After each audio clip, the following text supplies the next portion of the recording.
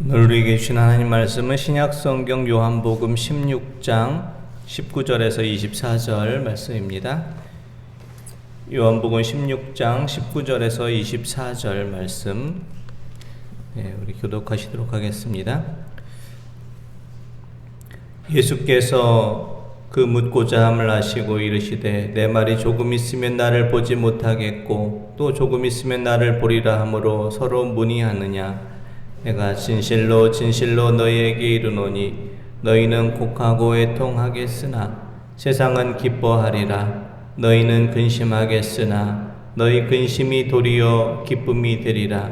여자가 해산하게 되면 그때가 이르렀으므로 근심하나 아기를 낳으면 세상의 사람 난 기쁨으로 말미암아 그 고통을 다시 기억하지 아니하느니라. 지금은 너희가 근심하나 내가 다시 너희를 보리니 너희 마음이 기쁠 것이요 너희 기쁨을 빼앗을 자가 없으리라. 그날에는 너희가 아무것도 내게 묻지 아니하리라. 내가 진실로 진실로 너희에게 이르노니 너희가 무엇이든지 아버지께 구하는 것을 내 이름으로 주시리라. 지금까지는 너희가 내 이름으로 아무것도 구하지 아니하였으나 구하라 그리하면 받으리니 너희 기쁨이 충만하리라. 아멘. 오늘 말씀은 성령의 두 번째 열매인 기쁨에 관한 말씀입니다. 하나님의 사람들의 특징에는 기쁨이 있습니다. 요즘에는 어느 곳을 방문하든지 이 방문 절차를 밟아야 됩니다. 백신 접종 확인을 위한 바코드를 찍는다든지 또 본인 확인을 위한 절차를 또 거쳐야 하고 방문자 명단에 이름도 이렇게 인적사항도 기입을 해야 합니다. 우리가 나중에 천국에 가게 될 때 이 천국에도 이러한 절차가 필요하다고 합니다. 영국의 작가 C.S. 루이스의 천국과 지옥의 이혼이라는 책에 보면 천국문을 지키는 문지기가 천국에 들어온 사람들에게 한 가지 질문을 합니다. 천국에 들어올 수 있는 자격이 있는지를 묻는 질문인데요. 그 질문은 이렇습니다. 당신은 예수님을 알게 됨으로 참으로 참을 수 없는 큰 기쁨을 가지고 있습니까? 당신은 예수님을 믿게 됨으로 인해서 큰 기쁨을 소유하셨습니까? 이런 질문을 한다고 합니다. 사랑하는 성도 여러분, 저도 성도 여러분을 향해서 하는 가지 질문을 드리겠습니다. 예수님을 알게 되셔서 믿게 되셔서 참을 수 없는 큰 기쁨이 우리 안에 있습니까? 하나님의 사람은 기쁨이 넘치는 사람입니다. 사랑하는 성도님들 삶 속에 예수님을 알게 됨으로 인해서 예수님을 믿게 됨으로 인해서 기쁨이 넘칠 수 있기를 원합니다. 예수님을 믿고 우리 안에 기쁨이 충만하게 있다면 우리는 천국에 들어갈 자격이 충분합니다. 하지만 우리가 예수님을 믿고도 여전히 세상의 염려와 근심 속에 빠져 있다면 오늘의 말씀의 제목처럼 우리의 근심이 도리어 기쁨이 되게 해야 할 것입니다. 코로나로 인해서 우리 안에 많은 염려와 근심이 있지만 주님의 말씀처럼 우리의 염려와 근심들이 도리어 기쁨으로 변화되는 우리 성도님들 되시기를 원합니다. 오늘 말씀은 주님께서 예루살렘을 향해 가는 중에 일어난 일입니다. 예루살렘을 향해 가는 중에 주님께서 제자들에게 놀라운 말씀을 하십니다. 요한복음 16장 16절 말씀 한번 보겠습니다.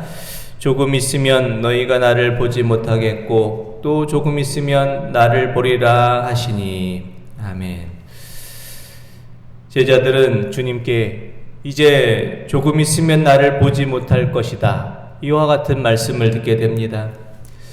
제자들은 예루살렘으로 올라가는 중에 생각하기를 이제 주님께서 예루살렘에 올라가시면 왕이 되시고 자신들은 높은 지위에 오를 것이다, 이런 기대감을 품고 있었는데 주님께서는 이제 너희는 곧 나를 보지 못하게 될 것이다, 이와 같은 말씀을 하십니다. 주님께서 자신들의 곁을 떠나시겠다라는 이 말씀은 제자들에게 두려움의 소식이고 근심의 소식이었습니다. 놀라운 기적과 말씀을 전해주시고 모든 대적자들을 꾸짖어 주시고 곁에만 계셔도 든든했던 주님께서 이제 자신들의 곁을 떠나버린다면 이제 자신들 홀로 무엇을 할 수 있을까라는 두려움과 근심이 있었던 것입니다. 주님을 보지 못한다는 사실에 두려움과 근심에 있는 제자들에게 주님께서 이와 같은 위로의 말씀을 주십니다. 요한복음 16장 20절 말씀 보겠습니다. 내가 진실로 진실로 너희에게 이르노니 너희는 곡하고 애통하겠으나 세상은 기뻐하리라. 너희는 근심하겠으나 너희 근심이 도리어 기쁨이 되리라. 아멘. 너희 근심이 기쁨이 될 것이다. 주님께서 이렇게 말씀하셨습니다. 지금 예배드리고 있는 우리는 이 주님의 말씀이 어떤 뜻인지를 잘 알고 있습니다. 주님께서 이제 예루살렘에 올라가셔서 십자가에 달려 죽으시면 근심이 되겠지만 십자가에 달려 죽으신 후에 부활하셔서 우리에게 큰 기쁨을 주실 것이라는 이 사실을 우리는 알고 있지만 제자들은 그 사실을 알지 못했습니다. 그래서 두려워하고 근심했습니다. 근심하는 제자들에게 주님께서는 해산하는 여인의 예를 들어서 다시 이렇게 그 말씀을 설명해 주십니다. 요한복음 16장 21절에서 22절 말씀 보겠습니다. 여자가 해산하게 되면 그때가 이르렀으므로 근심하나 아기를 낳으면 세상에서 난 사람 난 기쁨으로 말미암아 그 고통을 다시 기억하지 아니하느니라. 지금은 너희가 근심하나 내가 다시 너희를 보리니 너희 마음이 기쁠 것이요 너희 기쁨을 빼앗을 자가 없으리라. 아멘. 해산을 하게 된 여인은 아기를 낳기 전에 그 진통을 두려워하지만 아기를 낳고 나면 출산의 기쁨 때문에 모든 고통을 잊게 된다. 기쁨에 차게 된다. 이렇게 말씀합니다. 세상에서 우리가 얻게 되는 모든 기쁨은 어떤 과정이 필요합니다. 고통이라는 용광로를 거쳐야지 우리가 참된 기쁨을 누릴 수 있는 자가 됩니다. 톨스토이의 소설 이반 일리치의 죽음도 비슷한 주제를 다룹니다.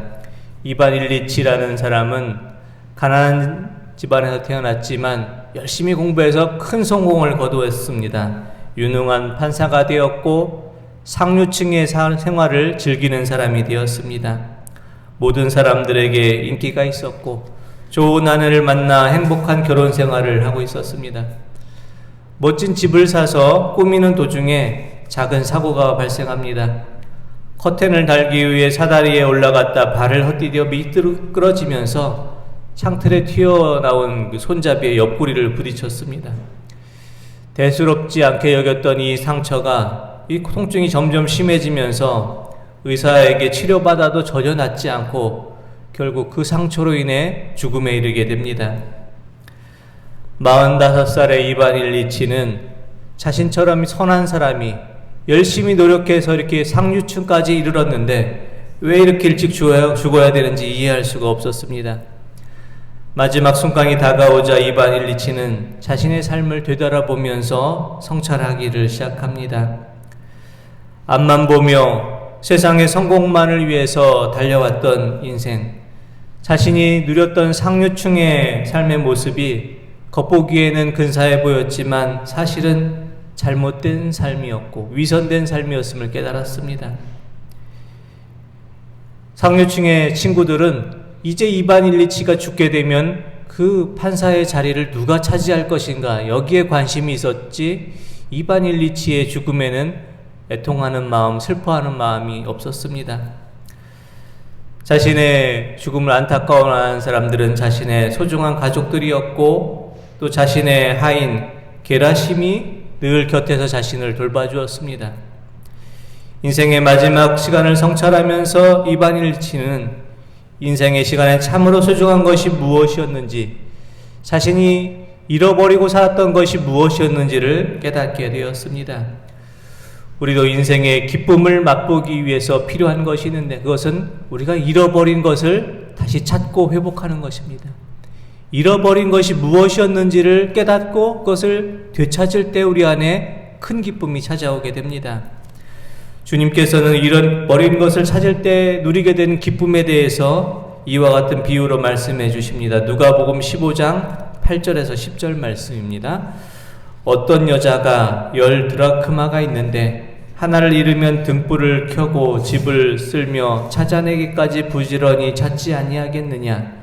또 찾아낸즉 벗과 이웃을 불러 모으고 말하되 나와 함께 즐기자. 잃은 드라크마를 찾아내었노라 하리라. 내가 너희에게 이르노니 이와 같이 죄인 한 사람이 회개하면 하나님의 사자들 앞에 기쁨이 되느니라. 아멘. 주님께서는 잃어버린 드라크마를 다시 찾은 여인의 기쁨에 대해서 말씀하십니다. 드라크마는 로마에서 사용되는 은화이고 대략 노동자의 하루 품삯에 해당하는 그런 품삯입니다. 10 드라크마의 돈은 여인이 어려운 때를 대비해서 준비한 비상금이었던지 아니면 전 재산일 수도 있습니다. 자신에게 소중한 것이었는데 그것을 잃어버렸습니다. 드라크마 하나를 잃어버린 여인은 등불을 켜고 바닥을 쓸어가면서 드라크마를 찾고 마침내 찾았을 때 그 기쁨을 자신도 기뻐하지만 이웃들을 초청해서 그 기쁨을 나누게 됩니다. 성경에서 말하는 기쁨은 이와 같이 우리 안에 잃은 것을 되찾을 때, 회복할 때의 기쁨을 말합니다. 이 가을의 시간 우리의 삶 속에서 잃고 사는 것은 무엇이었는가를 한번 되돌아볼 수 있기를 합니다. 바쁘고 분주한 일상을 살아가느냐 우리가 소중한 무엇인가를 잃어버리고 산 것은 아닌지를 또 우리가 되돌아볼 수 있기를 원합니다. 우리가 하나님 앞에 나와 기도하는 것을 잊진 않았는지, 하나님 주신 말씀을 붙잡고 살아가야 하는 것을 잊지는 않았는지, 하나님께 주시는 풍성한 은혜를 잊지는 않았는지를 되돌아보기를 원합니다. 소명을 의미하는 라틴어 보카티온이라는 이 단어는 목소리, 보이스의 그 어원이 된다고 합니다. 소명, 하나님께서 우리에게 말씀해 주신 다른 이 소명은 음성을 말합니다. 소명은 우리가 추구해야 될 목표가 아니라 우리가 들어야 될 내면의 목소리, 하나님의 음성을 말합니다. 우리는 어떤 일을 이루어야 한다는 세상 일의 분주에서 우리의 내면의 소리, 주님께서 우리에게 주신 소명의 그 음성을 잃어버리고 살진 않았는지를 되돌아보기를 원합니다. 우리의 삶이 공허하고 허전한 것은 우리가 하나님의 주신 그 음성, 소명을 잃어버렸기 때문입니다. 하나님께서 주신 귀한 것들을 우리가 잃고 살았기 때문에 우리 안에 기쁨이 사라진 모습으로 살아갈 때가 많이 있습니다. 더 큰 문제는 우리가 정말 소중한 것을 잃어버리고도 잃어버린지를 모르고 산다라는 것입니다. 잃어버린 것을 찾지 않는다는 것이 더 큰 문제입니다. 이런 것, 버린 것을 찾지 못할 때 우리의 삶 속에서 기쁨이 사라지게 됩니다. 소중한 것을 잃은 채로 살아가게 됩니다. 우리가 이 땅을 살아가면서 하나님을 잃고 살아가기도 하고, 우리 자신의 모습을 잃고 살아가기도 하고, 이웃을 잃고 자연의 소중함도 잃고 살아갑니다. 코로나로 인해서 우리는 우리의 삶 속에서 소중한 것이 무엇이었는지를 다시 생각하게 되었습니다. 서로와의 간의 만남과 교제가 소중함을 알게 되었고, 자연을 파괴하고 훼손한 잘못을 우리가 알게 되었고, 하나님 없이 우리가 잘 살고자 했던 삶이 교만한 삶은 아니었는지를 되돌아보게 되었습니다. 우리의 삶이 이제는 잃어버린 것을 찾는 기쁨을 누리는 자가 될 수 있기 원합니다. 우리 안에 잃어버린 믿음과 소망과 사랑을 되찾을 때 우리 안에 주님께서 주시는 참된 기쁨이 충만하게 될 것입니다. 우리 안에 잃어버린 하나님의 목소리, 소명을 되찾으시고 다시 기쁨을 회복하실 수 있는 성도님들 되시기를 원합니다. 우리가 주님 주신 기쁨을 회복하기 위해 필요한 것이 있는데 그것은 우리가 언제나 주님 안에 머물러 있는 것입니다. 빌립보서 4장 4절 말씀 한번 보겠습니다. 주 안에서 항상 기뻐하라. 내가 다시 말하노니 기뻐하라. 아멘. 주님 안에서 기뻐하라는 것에는 세 가지 의미가 있습니다. 첫째는 주님께 소망을 두라. 둘째는 장차 우리에게 임할 영광의 날을 바라보라. 이 땅만을 바라보지 말고 영광의 날을 바라보라. 셋째는 전적으로 주님을 의지하며 기뻐하라 라는 뜻이 있습니다. 우리가 주님 안에서 기뻐할 수 있기 원합니다. 주님께 소망을 두며 우리에게 장차 임할 영광의 날을 바라보며 주님을 전적으로 의지하는 믿음으로 주님 주신 기쁨을 누리는 자가 되실 수 있기를 원합니다. 또한 우리가 주님 안에서 기뻐하기 위해 필요한 것이 있는데 그것은 늘 기도로 주님과 교제하고 주님과 교통하며 하나님의 뜻을 우리가 늘 깨달아 아는 것입니다. 빌립보서 4장 6절의 말씀 한번 보겠습니다. 아무것도 염려하지 말고 다만 모든 일에 기도와 간구로 너희 구할 것을 감사함으로 하나님께 아뢰라. 아멘. 아무것도 염려하지 말고 이렇게 되어 있습니다. 염려를 의미하는 헬라어 메림나오라는 이 헬라어 단어는 문제를 인식하고 근심하다라는 뜻입니다. 염려라는 것은 모든 상황을 문제로 생각하고 근심거리로 생각하고 우리의 마음과 생각이 자꾸만 나누어지는 것이 세상의 염려입니다. 염려가 많을수록 우리의 마음과 생각은 천갈래 만갈래로 나누어집니다. 하지만 하나님 앞에 나와 기도할 때 우리의 나누어진 마음들은 하나로 모아지게 됩니다. 염려는 우리의 마음을 나누게 하지만 기도는 우리의 마음을 하나님께 모아줍니다. 주님께 나와 기도할 때 우리의 흩어진 마음을 모으고 기도할 때 하나님 주시는 평강이 우리에게 임하게 됩니다. 빌립보서 4장 7절의 말씀 한번 보겠습니다. 그리하면 모든 지각에 뛰어난 하나님의 평강이 그리스도 예수 안에서 너희 마음과 생각을 지키시리라. 아멘. 주님 앞에 나와 기도할 때 하나님의 평강이 우리의 마음과 생각을 지켜주신다 이렇게 말씀합니다. 지킨다는 말씀의 헬라어 프로레오라는 단어는 망을 보다, 감시하다라는 뜻이 있습니다.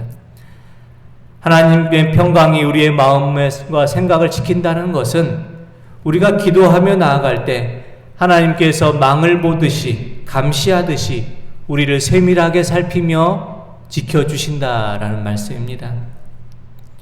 하나님 앞에 나와 기도함으로 하나님의 평강이 우리의 마음과 생각을 지켜주실 수 있기를 원합니다. 그래서 우리의 모든 근심이 사라지고 주님 주신 기쁨이 충만하기를 원합니다. 하나님의 자녀가 항상 기뻐할 수 있는 것은 세상에서의 권력과 능력과 부유함과 건강함에 있지 않고 우리가 주님 안에 항상 머물러 있는가, 주님을 통해서 모든 일을 행하고 있는가에 하나님의 자녀의 기쁨이 있습니다. 이 가을의 시간 우리의 기쁨을 회복하기를 원합니다. 우리의 잃어버린 믿음, 소망, 사랑을 회복하고 그래서 하나님 주시는 평강이 우리 안에 가득하기를 원합니다.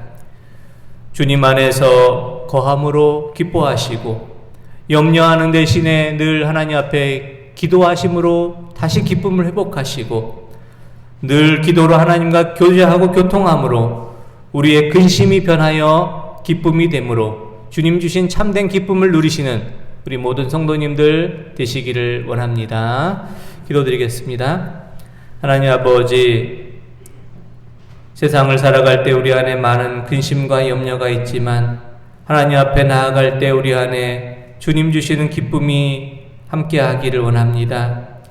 이 가을의 시간을 보내며 우리 안에 잃어버린 소중한 것을 다시 회복하게 하시고 잃어버렸던 것이 다시 되찾아짐으로 주님 주신 기쁨이 충만하기를 원합니다. 주님께서 우리에게 들려주셨던 주님의 음성, 소명을 다시 회복하게 하여 주옵시고 주님 안에서 기뻐하며 기도하며 기뻐하며 하나님의 평강이 우리의 마음과 생각을 지킴으로 하나님 주시는 기쁨이 충만케 하셔서 우리의 모든 근심이 변하여 기쁨이 충만한 삶을 살게 하여 주시옵소서. 감사드리오며 예수 그리스도의 이름으로 기도드립니다. 아멘.